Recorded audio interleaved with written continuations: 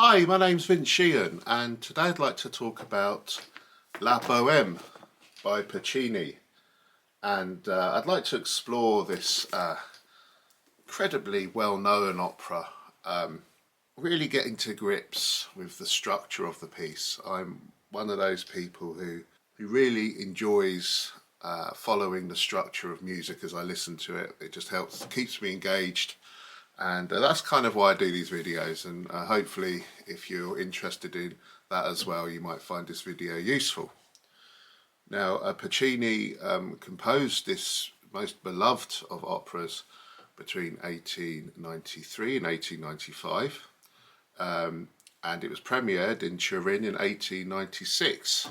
And wasn't an unqualified success, the premiere. Apparently the tenor had difficulty reaching some of the notes, had to transpose his music down.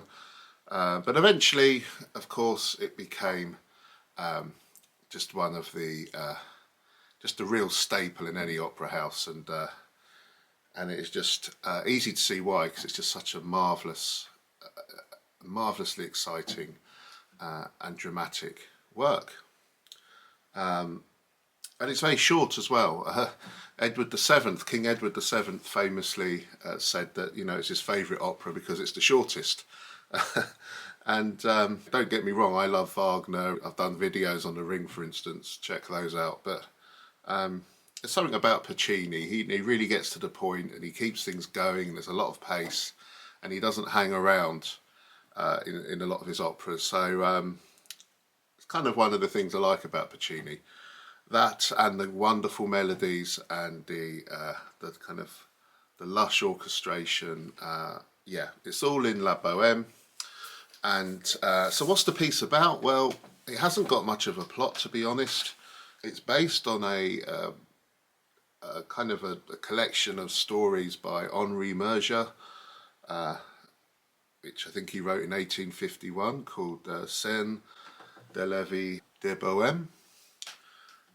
And these stories are based in the Latin Quarter in Paris, middle of the 19th century, amongst these bohemians, these artists, the things they got up to in their kind of youth and in their poverty, in their garrets. And Puccini turned to his trusty librettists, Luigi Illica and Giuseppe Giacosa, to turn this literary work into this opera in 4 acts. So the opera is really focused around a pair of lovers, Mimi and Rodolfo, but it's a doomed love. Mimi has tuberculosis, she's dying. Rodolfo kind of freaks out a bit about this, and they separate. And then, spoiler alert, at the end, in the 4th act, they come back together again and Mimi dies. So there isn't much of a story, that's it really. But as well as this pair of lovers, a lot of the joy of this opera comes from the exuberance of the characters around the lovers. Rodolfo, who's a poet, he has his group of buddies around him, Schaunard, the composer, Colline, the philosopher, and perhaps chief amongst them, Marcello, the painter. And Marcello has his own love affair going on with this and a flirtatious siren called Musetta. And their road to love is rocky as well. And yeah, that's about it for the story. But it's just such a youthful energy and kind of impetus in the score, bringing to life these young characters.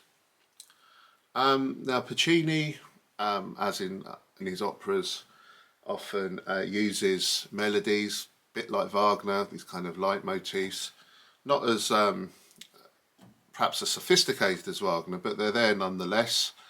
And you find each act is through composed, and you hear, although you can discern arias within the acts, you're continually reminded of perhaps 7 or 8 main melodies throughout the whole work, which represent different characters, different emotions, etc.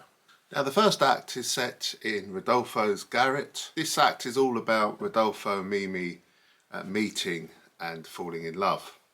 And you can divide it into 10 sections. There's no separate scenes as such, but there are kind of divisions into parts throughout this. And in the first section we have Rodolfo and Marcello, and they're freezing cold. It's Christmas Eve. There's no heating in their place. They've got no money, and in a kind of a fit of youthful bravado, Rodolfo suggests that they burn his play to keep themselves warm. And there's no overture in this opera, but it goes straight into the action, and we have perhaps the most ubiquitous motif throughout the whole opera, which represents the Bohemians themselves. And it goes something like this.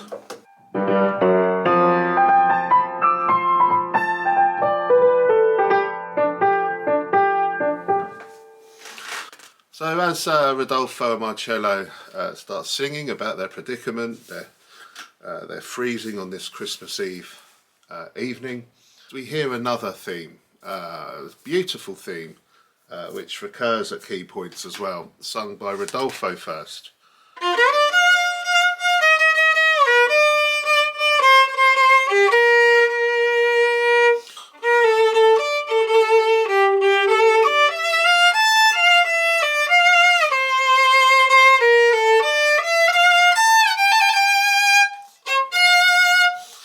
By the way, the form for each of these sections of each act is in the description below, if you wish to follow with a score and if you wish to understand the structure of each subdivision. So the Bohemian idea and the Rodolfo idea are kind of repeated throughout this first duet. We then have a new character arrive, Colleen, the philosopher, a fellow artist struggling in the Latin Quarter of Paris, and he's failed to pawn his books. In this section it begins with these like kind of bell-like ideas.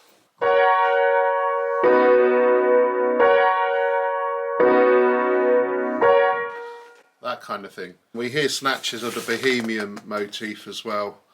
And then we're into the third section where Schaunard, the musician, the composer, turns up, and he's flinging money around like nobody's business. It seems that at least he has had some good fortune on Christmas Eve. He insists that they will dine out on his money. It turns out that Schaunard was in the employ of an eccentric Englishman who wanted him to play and sing to a parrot the owner disliked until it died. And it's here when, with the arrival of Schaunard, we hear a new tune. This is very much represents Schaunard and the musician and the kind of the joy.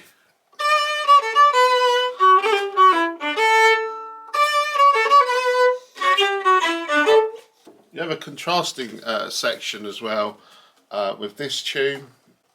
We hear in the flutes, I think it's first of all, E flat major.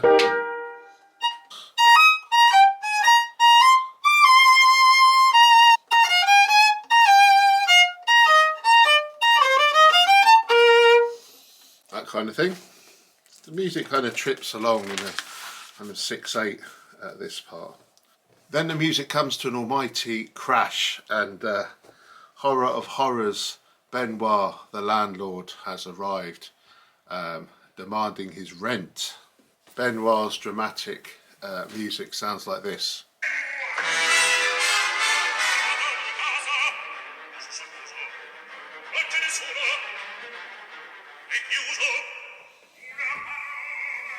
So the artists kind of managed to fob Benoit off, at least temporarily.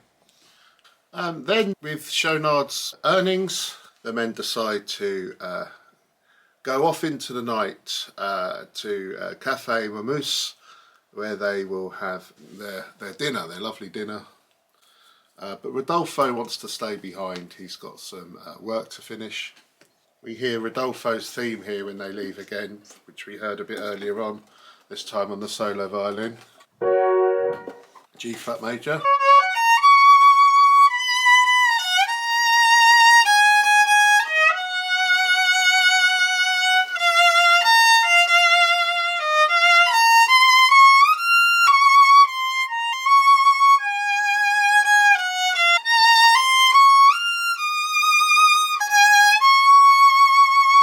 Now Rodolfo hears a knock on the door. He opens it and there's this young lady there coughing, and she is about to faint. She had trouble coming up the stairs. This is Mimi, and she's dying of tuberculosis. Rodolfo doesn't know this yet. So he brings her in and tries to revive her. We hear this tune.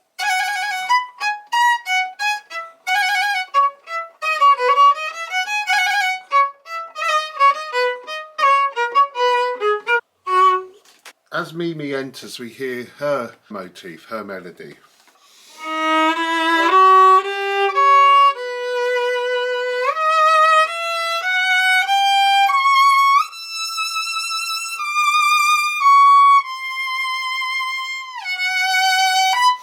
And then also there's a tune, a little motif which represents Mimi's illness.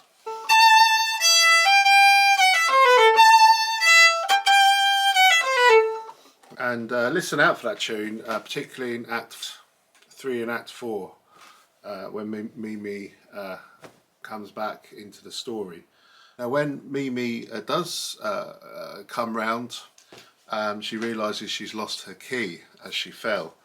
And we hear this new, rather delightful idea.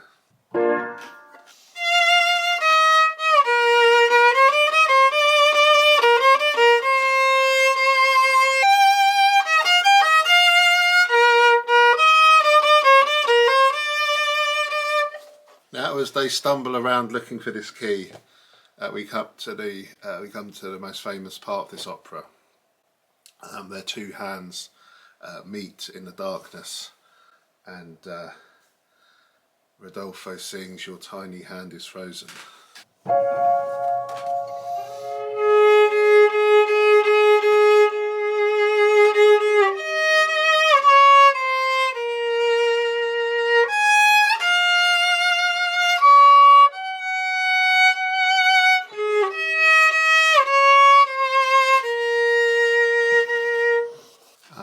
Very beautiful moment, and the harps play these lovely kind of octaves here.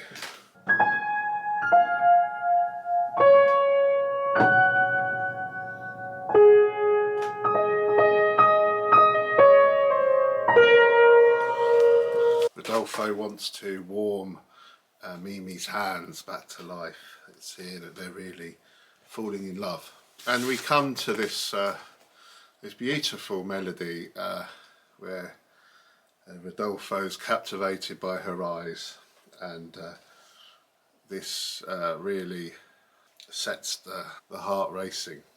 In A flat major.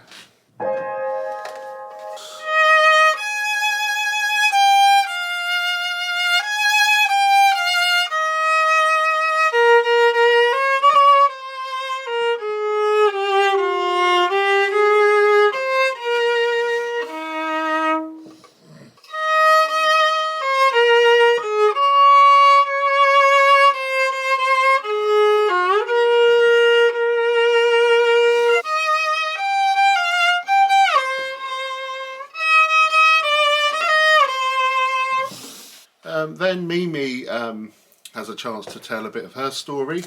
She describes her life embroidering flowers. We hear this melody.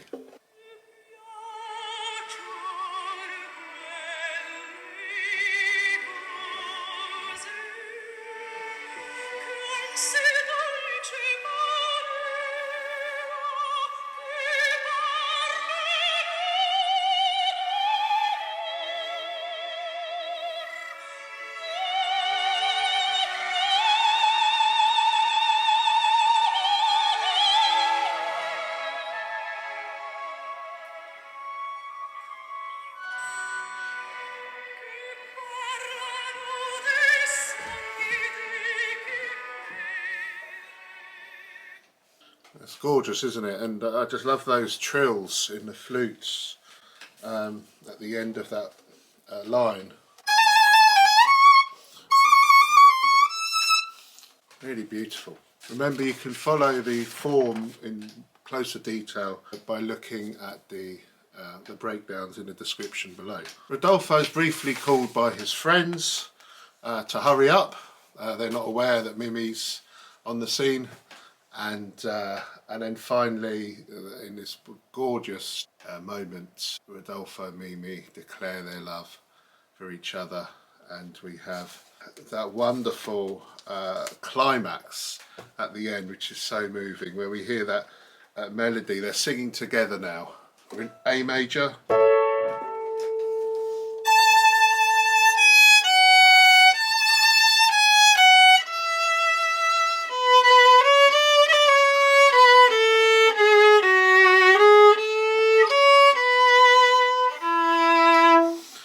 Really wonderful, and that brings this this wonderful first act of this wonderful opera to a close.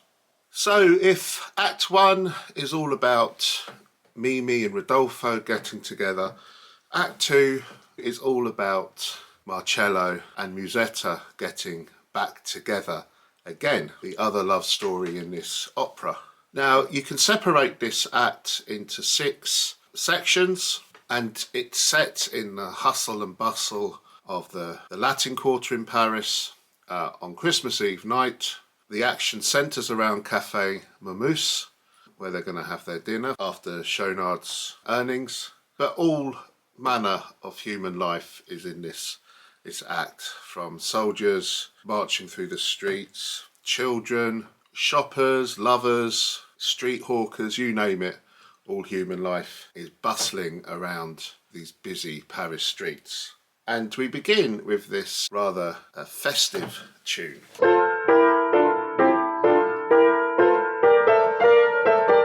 Sounds like Christmas bells ringing out from the church, maybe.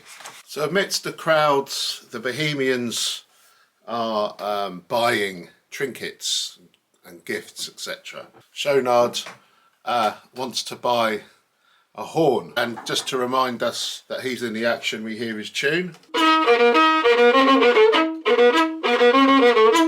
And just a little musical joke here. He's told that this horn will play a perfect D, and in the score, as he tries it out, we're given an E flat. Just a little joke there, little musical joke, a semitone out, of course.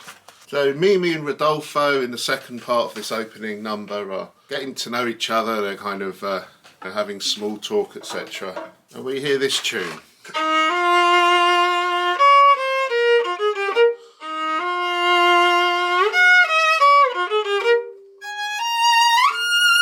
Etc.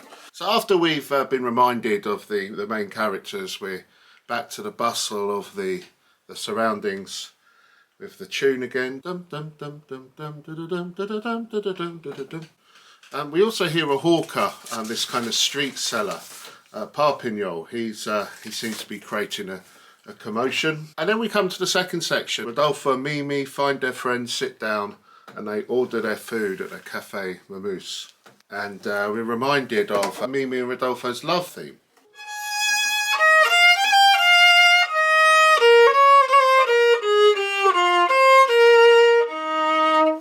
Now we hear some more tunes from the crowds outside around Parpignol's stall.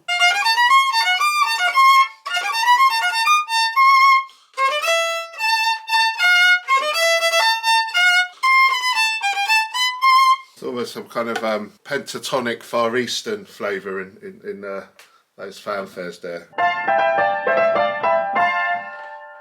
Then the next section, Mimi just sings about how she's pleased with this bonnet Rodolfo's bought her. We hear her sing this.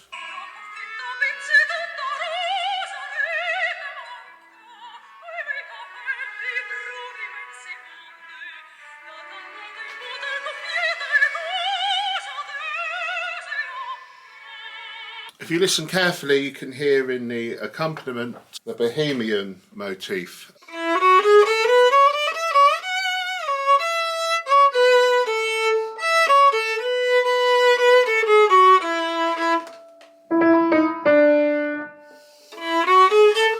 Hear that motif there.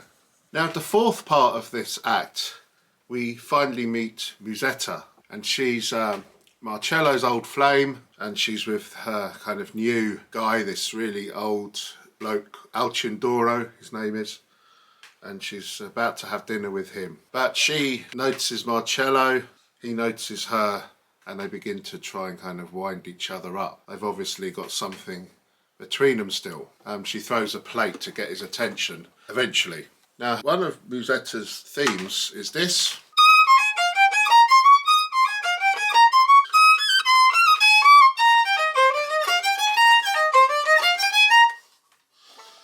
Something like that. Then we come to one of the most famous numbers of the opera, Musetta's waltz. She kind of teases Marcello with this flirtatious song. Everyone is spellbound in the cafe. Now, this tune goes like this.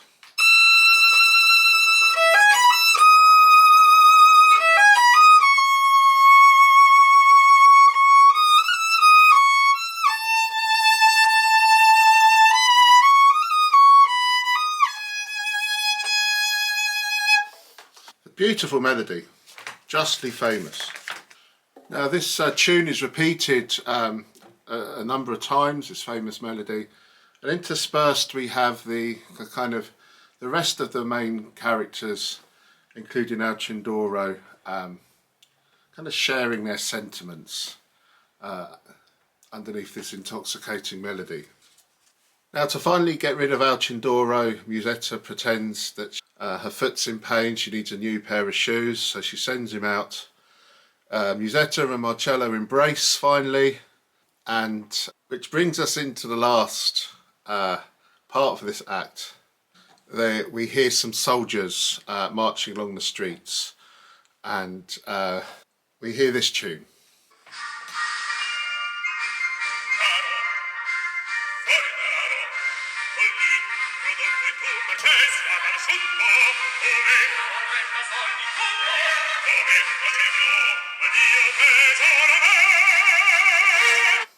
And mixed up amongst this soldiers' march, we hear many of the themes we've heard already, including Musetta's tune, the Bohemians motif, Schaunard's scampering melody as well.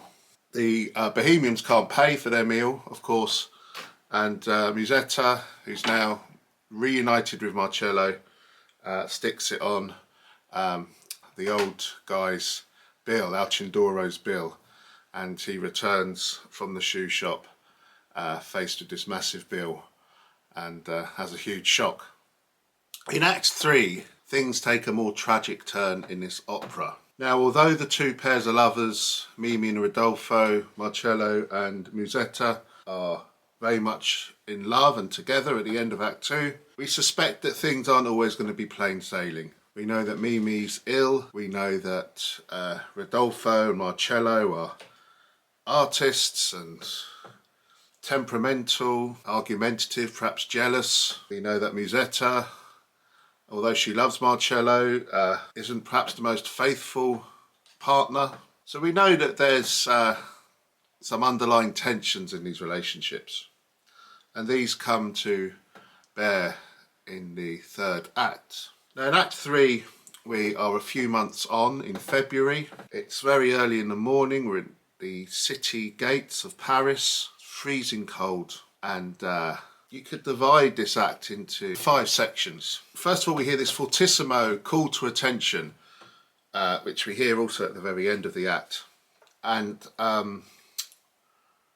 we're introduced to this icy motif in bare fifths, perhaps representing the snowfall or the general wintry surroundings.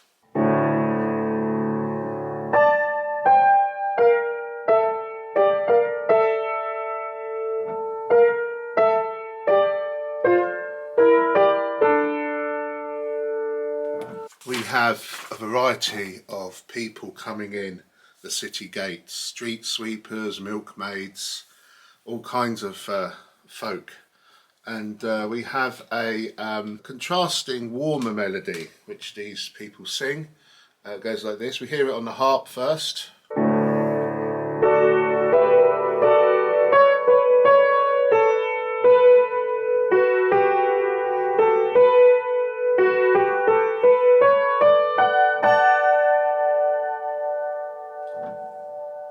So these two tunes, the icy tune and that tune, the harp tune, punctuate this opening number.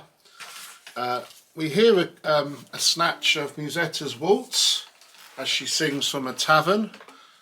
She's living there with Marcello.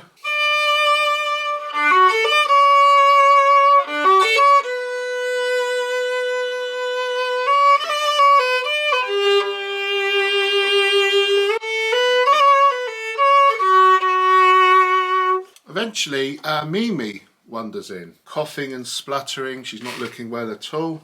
She's by herself. She's looking for Marcello in the tavern. She wants to talk to Marcello about Rodolfo. Rodolfo has left her. We hear her tune again.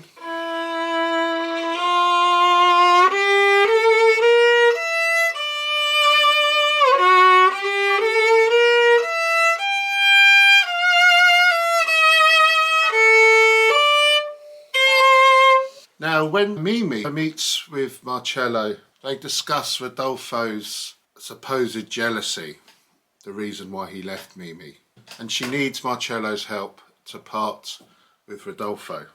Marcello tells Mimi that Rodolfo turned up the early hours, even earlier that morning. He's inside. And we hear this lovely duet between Marcello and Mimi.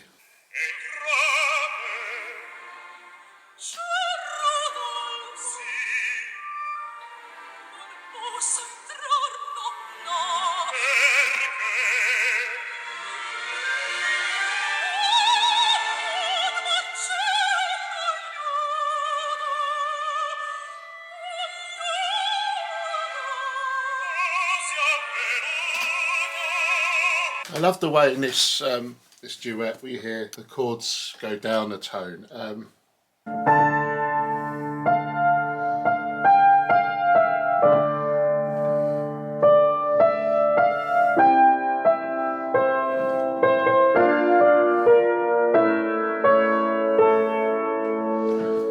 love the way those chords go down.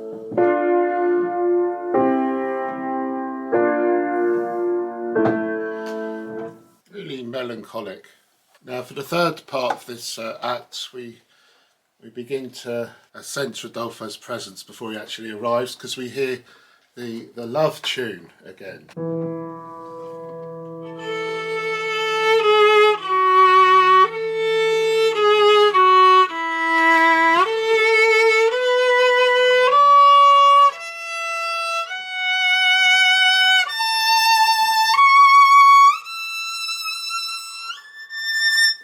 As Rodolfo comes out the tavern, Mimi hides. She doesn't want him to see her.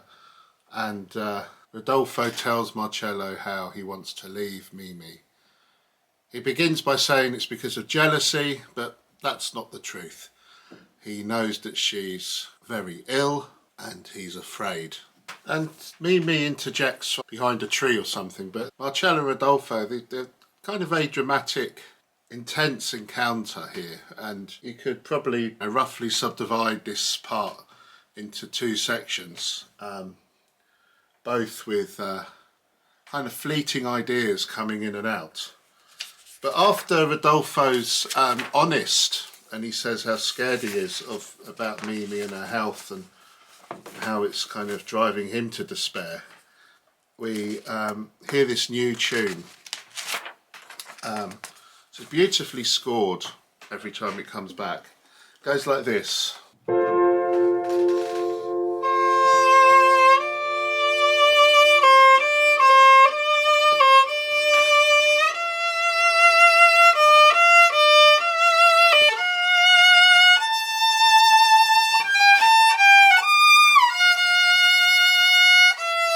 We hear Mimi's sick theme as well, if you remember that. And it's here that Rodolfo notices Mimi's kind of eavesdropping. He goes over to her and Mimi says goodbye. We hear a tune again.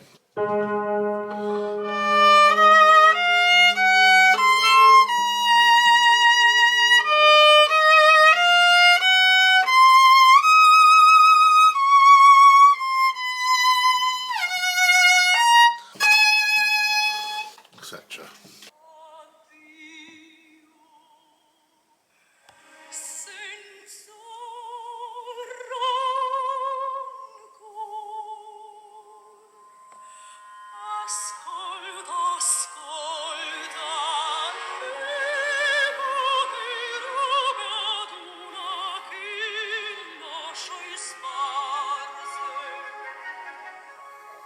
The act ends in a quartet.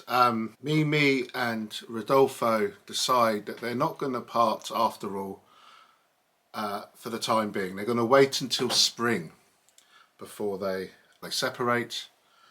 And while they decide on this, Musetta and Marcello are having a row.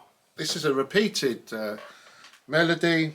This end of this act is strophic in form, same tune coming back. Goes like this.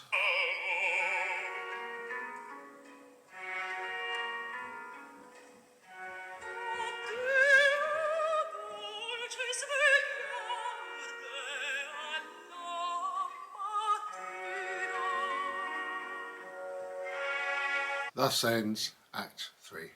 It's in Act 4, the final act, of course, when Mimi finally succumbs to her illness, tuberculosis, and dies.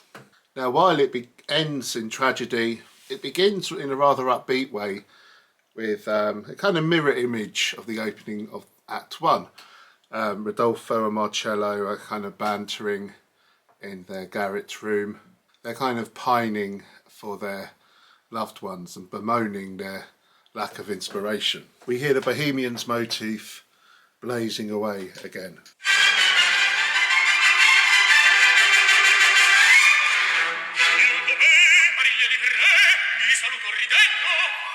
Rodolfo's telling Marcello that he's seen Musetta in a carriage with another man. Marcello is fuming over this, of course.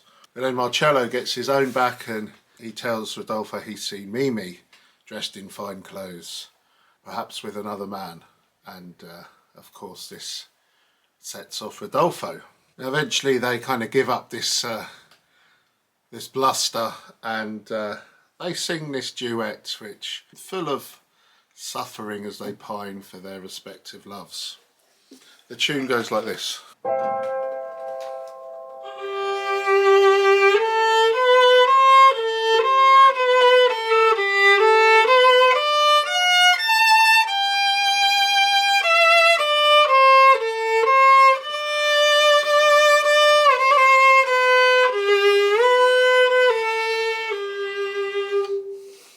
Then they're interrupted. Colleen and Schonard come in and kind of merry banter going on, which we've seen in the first act. They're basically fooling around, preparing this table in a kind of mock, kind of grand banquet fashion. And I think they've just got some bread rolls and a herring. We're reminded of Schonard's theme. They then have this kind of comic dance between four artists, and then finally they have a kind of a play fight. All stuff in high spirits. But then we are brought back crashing to the ground in the third part of this act when Musetta brings Mimi through the door. Mimi's clearly at death's door, and Marcello and Musetta go off to get Mimi medicine. We hear this new tune full of passion and tragedy.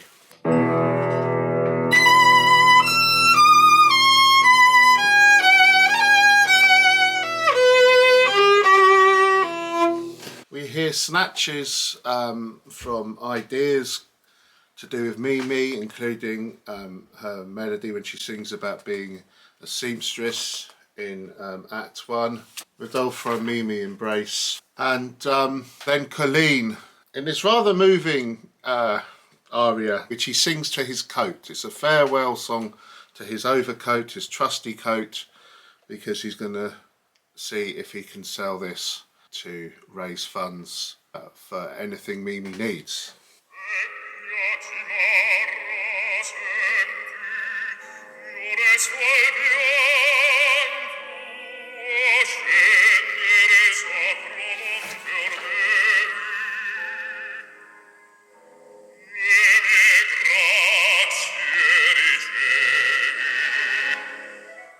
It's here that Chouinard goes as well, leaving Mimi and Rodolfo alone, where they have a final outpouring of their love for each other with the love theme.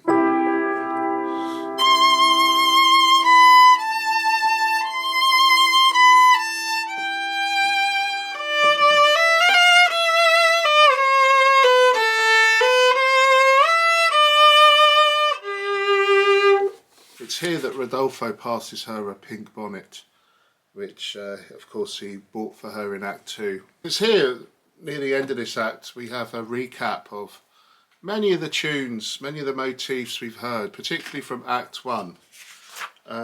It's rather moving to hear them again through the prism of everything which has happened, all the love, the joy, the tragedy which has taken place in this opera. We hear, for instance, a glimpse of Your Tiny Hand is Frozen. And then finally, as Mimi and Rodolfo's friends return, and as Musetta prays, Mimi dies. And initially, Rodolfo is not aware of this, but his friends notice before he does. And then we hear this music of utter despair and desolation as this wall of grief hits Rodolfo.